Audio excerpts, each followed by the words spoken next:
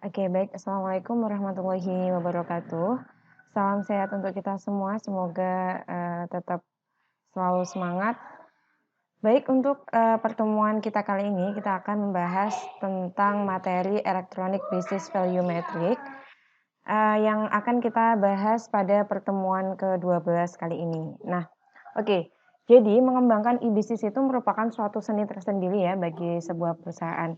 Tidak hanya karena sifatnya yang unik, setiap perusahaan itu harus memiliki strategi yang berbeda dengan perusahaan lainnya, walaupun mungkin keduanya berada pada industri yang sama. Nah, salah satu hal utama yang harus dipahami oleh pemilik dan pengelola perusahaan e-bisnis itu adalah mengetahui posisi keberadaan e-bisnis dalam kerangka strategis perusahaan.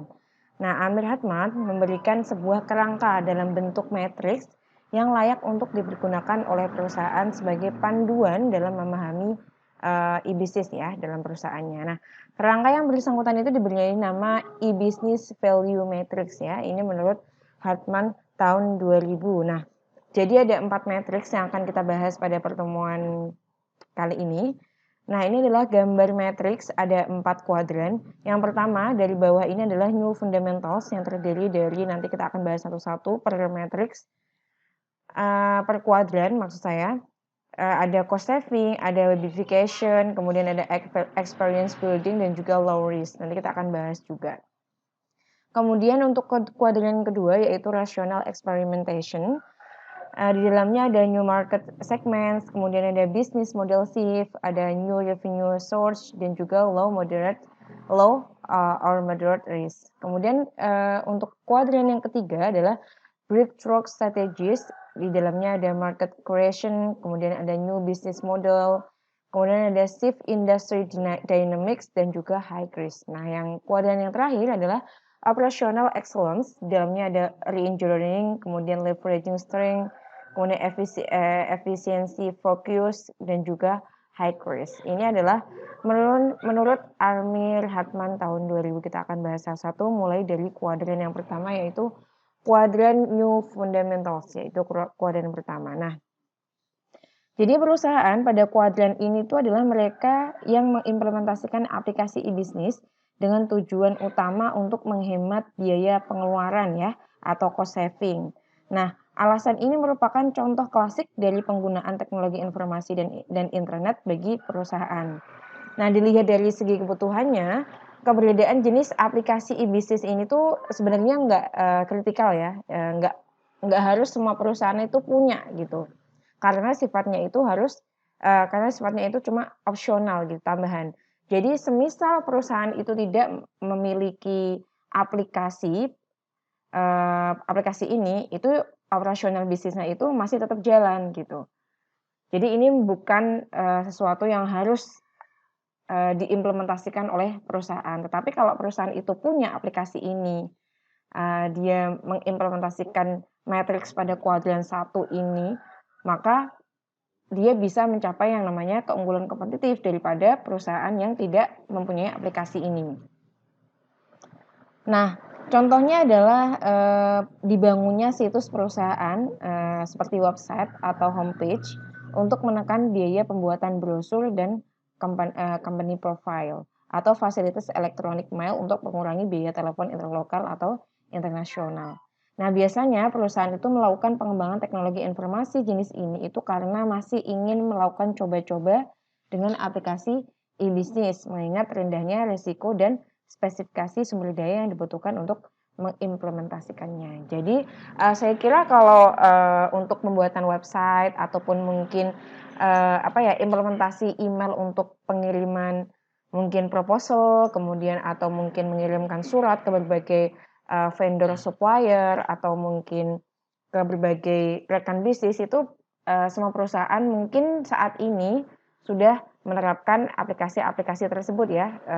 Apalagi sekarang itu kan banyak ya kita belanjanya lewat online, kemudian kita cari-cari informasi di website-website perusahaan. Tetapi memang tidak semuanya, apalagi mungkin UMKM yang baru saja berdiri, mereka harus melakukan penyesuaian adaptasi dahulu. Nah, jadi di matriks yang pertama, di kuadran yang pertama ini, sebenarnya aplikasi ini tidak harus diimplementasikan oleh perusahaan. Tapi kalau mereka mengimplementasikan, itu akan lebih baik karena mereka juga tujuannya adalah cost saving ya, menekan biaya. Jadi nanti tidak perlu cetak brosur, kemudian tidak perlu cetak banner yang harus dipasang di jalan-jalan dan lain sebagainya. Mereka hanya perlu mengupgrade website, kemudian konsumen ataupun mungkin supplier ataupun mungkin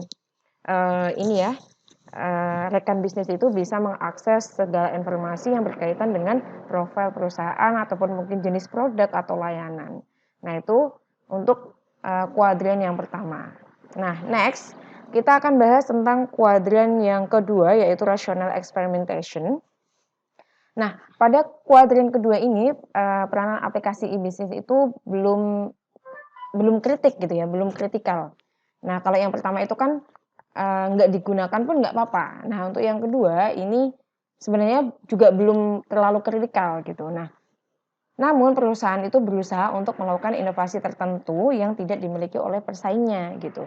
Jadi kalau semisal dia punya aplikasi pada kuadran kedua yaitu rational experimentation, itu akan lebih bagus karena dia lebih bisa menyaingi penyaingnya daripada perusahaan-perusahaan yang tidak mengaplikasikan aplikasi ini gitu.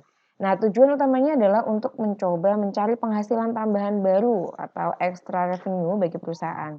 Hal yang dapat dilakukan sebagai contoh adalah untuk mencoba mencari segmen baru atau new market segment. Tadi poin-poinnya juga ada di kuadran kedua itu ya. Dengan adanya aplikasi e-bisnis. Nah, contohnya adalah toko buku yang memungkinkan seseorang untuk membeli isinya saja atau konten and text tanpa harus membeli bentuk fisiknya. Kalian kalau misal biasa sering beli e-book gitu ya, memang banyak e-book itu yang gratis, tapi ada juga yang berbayar. Nah, itu kan termasuk rational experimentation. Jadi perusahaan tidak perlu mencetak mungkin pihak Gramedia gitu misalnya ya, para penerbit buku gitu, yang dulunya harus cetak beberapa eksemplar untuk diterbitkan, untuk kemudian distribusikan ke beberapa toko-toko buku di berbagai daerah di Indonesia mungkin. Nah, sekarang mungkin mereka bisa menjual produk bukunya itu berbentuk online ataupun mungkin e-book yang mana isinya itu nanti kita beli. Nah, itu kan termasuk salah satu rational experimentation itu untuk toko buku. Nah, isi buku yang dimuat dalam format Microsoft Word ini dapat dengan mudah di-download melalui situs perusahaan dan dicetak sendiri oleh pembelinya. Jadi kalau kita beli e-book itu mungkin kita bisa cetak sendiri, tetapi kan itu kita legal gitu ya. Jadi tidak hanya asal download di internet karena kita memang beli gitu. Itu sah gitu. Nah, kemudian tidak jarang perusahaan yang sukses melakukan eksperimen ini untuk membangun suatu model bisnis baru yang memungkinkan para pelanggan barunya untuk secara fleksibel membeli barang atau jasa yang ditawarkan. Tingkat resiko harus ditanggung oleh perusahaan yang mencoba mengimplementasikan jenis aplikasi terkait berkisar antara kecil dan menengah atau yang dinamakan low to moderate. Nah, ini adalah contoh untuk pengaplikasian e-bisnis pada kuadran kedua yaitu rational experimentation. Nanti untuk yang selanjutnya adalah kuadran yang ketiga yaitu operational excellence. Nah, perusahaan pada kuadran ini tuh harus memiliki suatu aplikasi e-bisnis tertentu mengingat tingginya ketergantungan perusahaan terhadap keberadaannya. Nah, tanpa mengimplementasikan jenis aplikasi tertentu, maka perusahaan itu akan kalah bersaing dengan kompetitornya. Karena kan sekarang itu banyak ya perusahaan-perusahaan yang mengadopsi model cara kerja baru, kemudian sistem-sistem baru yang bisa meningkatkan efektivitas perusahaan. Nah, maka dari itu sekarang digaungkan bahwasanya investasi teknologi itu yang paling penting karena nantinya teknologi itu akan berubah secara terus-menerus, maka perusahaan harus selalu upgrade sistemnya, harus selalu upgrade aplikasi-aplikasi yang digunakan untuk melakukan pekerjaan dalam suatu perusahaan. Nah, mereka berada di kuadran yang ketiga yaitu operational excellence. Nah, contohnya adalah penerapan aplikasi e-bisnis B2B di mana perusahaan itu membangun jaringan komputer yang menghubungkan sistem internalnya dengan sistem komputer rekanan bisnisnya atau supplier melalui internet. Jadi mereka bisa saling ngecek ya profil mereka, kemudian mereka bisa saling kerjasama melalui sambungan yang mereka buat untuk melakukan koordinasi terkait mungkin pengiriman barang, mungkin pengadaan barang antara supplier dan juga perusahaan. Nah, dalam teori supply chain management, tujuan utama dari penerapan teknologi informasi ini tuh selain untuk meningkatkan efisiensi kinerja perusahaan secara signifikan, itu juga untuk mempertinggi tingkat utilisasi sumber daya internal dan eksternal atau resource leveraging. Nah, prinsip di belakang implementasi aplikasi ini itu adalah untuk menciptakan suatu bisnis yang cheaper, better, dan juga faster pada internal perusahaan sehingga yang bersangkutan itu dapat menawarkan produk dan jasanya kepada pelanggan dengan lebih murah, kemudian lebih murah, lebih baik, dan juga lebih cepat. Nah, karena implementasi jenis e-bisnis ini berkaitan erat dengan manajemen proses perusahaan, maka tidak heran jika harus dilakukan suatu perubahan-perubahan pada level operasional atau re-engineering sebagai salah satu kunci keberhasilan. Nah, tentu saja perubahan ini itu bagi perusahaan memiliki arti tingginya resiko yang harus dihadapi selama proses perubahan berlangsung. Jadi, kalau perusahaan-perusahaan menginginkan keunggulan kompetitif yang lebih bagus, yang lebih tinggi daripada pesaingnya, maka mereka harus mengadopsi ataupun mungkin mengimplementasikan aplikasi yang mungkin pesaingnya belum ada. Mungkin entah sistem anti hack ataupun yang mungkin perusahaan-perusahaan lain itu tidak pikir ke sana untuk melindungi data-data perusahaan ataupun mungkin sistem-sistem untuk proses knowledge management sehingga nanti ada semacam data database yang bisa diakses oleh stakeholder di dalam suatu perusahaan untuk mengetahui berbagai macam informasi terkini. Nah, itu mungkin bisa diimplementasikan suatu sistem untuk mengelola pengetahuan dan sumber daya yang ada di perusahaan. Nah, kemudian yang terakhir adalah kuadran keempat, yaitu breakthrough strategies. Nah, kuadran terakhir ini merupakan suatu keadaan di mana perusahaan itu benar-benar menggantungkan dirinya pada kehandalan sistem e-bisnis yang dikembangkan. Alasan pertama adalah tingginya ketergantungan perusahaan terhadap aplikasi terkait. Sementara alasan kedua adalah karena perusahaan itu berusaha untuk membangun suatu sistem yang membedakannya dengan perusahaan-perusahaan lain dalam industri sejenis, misalnya perbankan. Antara mungkin Bank Mandiri, Bank BRI, ataupun mungkin BNI, dan lain sebagainya, itu punya sistem masing-masing.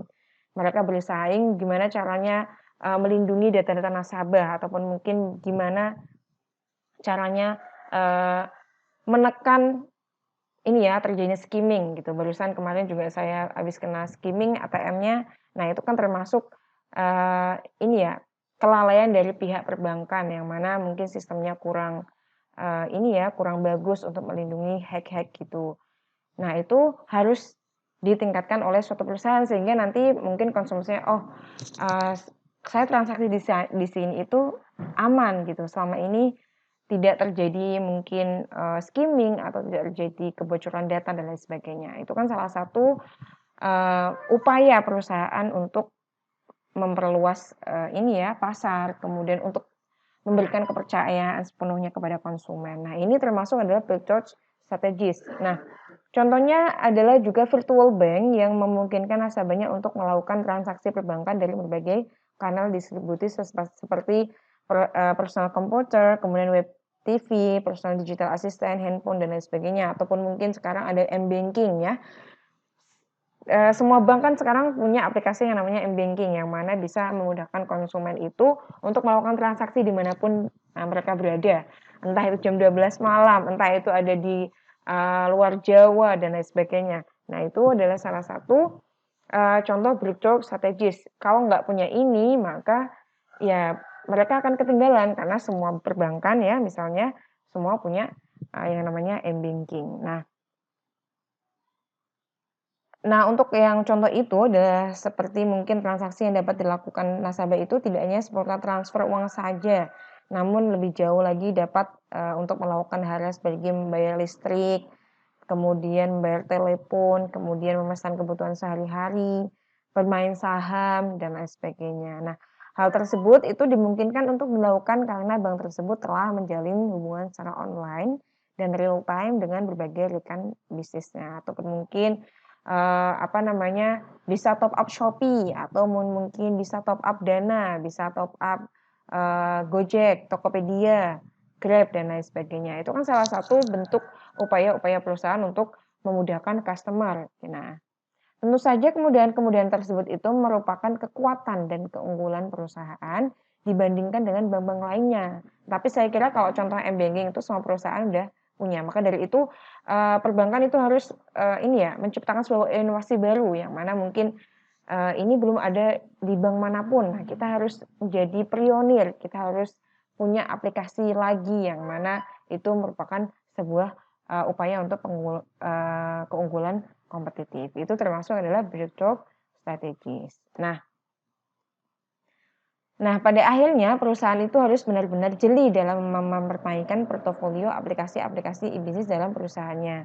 Memahami proses pemetaan masing-masing jenis aplikasi internal pada e-business value matrix itu berarti mencoba untuk mengerti prinsip-prinsip bisnis yang harus dipergunakan sebagai pegangan. Nah, kuadran 1 dan kuadran 3 pada prinsipnya itu bertujuan untuk melakukan efisiensi.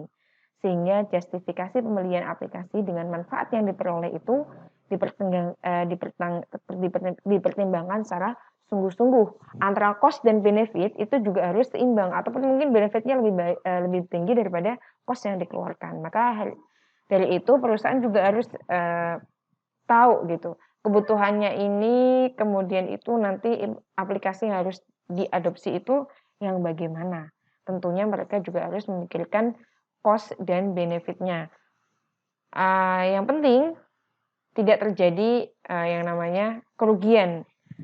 Benefitnya lebih sedikit daripada cost yang dikeluarkan, itu jangan. Maka dari itu perusahaan harus hati-hati dalam mengimplementasikan aplikasi-aplikasi e-bisnis. Nah, sementara untuk kuadran kedua dan kuadran keempat itu merupakan usaha untuk meningkatkan sumber pendapatan perusahaan. Sehingga harus dipelajari sungguh-sungguh efektivitas model bisnis yang ditawarkan kepada pelanggan. Nah, perspektif lain itu dapat pula dipergunakan dalam melakukan analisa dengan mengerti secara sungguh-sungguh peranan aplikasi e-bisnis bagi perusahaan. Mereka harus tahu kebutuhan dan juga peluang nanti semisal dia menerapkan aplikasi ini itu keuntungannya nanti apa gitu. Apakah nanti pangsa pasarnya lebih luas ataupun mungkin nanti konsumennya lebih meningkat daripada sebelumnya dan lain sebagainya. Nah, yang harus diperhatikan adalah bahwasanya kuadran yang pertama yaitu new fundamentals dan juga yang ketiga adalah breakthrough strategis itu pada prinsipnya untuk efisiensi ataupun mungkin efektivitas perusahaan, mungkin cost-nya lebih rendah, keuntungannya lebih tinggi. Nah, tetapi untuk yang kuadran yang kedua, rational experimentation dan juga operational excellence itu tujuannya adalah meningkatkan revenue ataupun mungkin pendapatan perusahaan. Itu harus diperhatikan dalam mengimplementasikan e-bisnis ataupun mungkin aplikasi-aplikasi e-bisnis. Tentunya harus memikirkan kebutuhan-kebutuhan. Kalau mungkin memang tidak perlu dilakukan atau tidak perlu mengadopsi website karena mungkin konsumen saya adalah orang-orang digital imigran ataupun mungkin ibu-ibu ibu rumah tangga yang umurnya 40 tahun ke atas. Dia belum bisa mengerti teknologi dan lain sebagainya. Tidak perlu yang namanya website. Mungkin seperti itu. Oh, berarti tidak perlu. Karena pembuatan website, kemudian maintenance-nya juga tinggi. Maka dari itu juga harus dikaitkan dengan kebutuhan-kebutuhan yang ada saat ini di perusahaan. Itu adalah penjelasan tentang bisnis value matrix di perusahaan untuk mengimplementasikan aplikasi-aplikasi e-bisnis. Nah, kurang lebihnya mohon maaf. Terima kasih atas perhatiannya. Semoga tetap sehat dan semangat selalu. Terima kasih. Wassalamualaikum warahmatullahi wabarakatuh.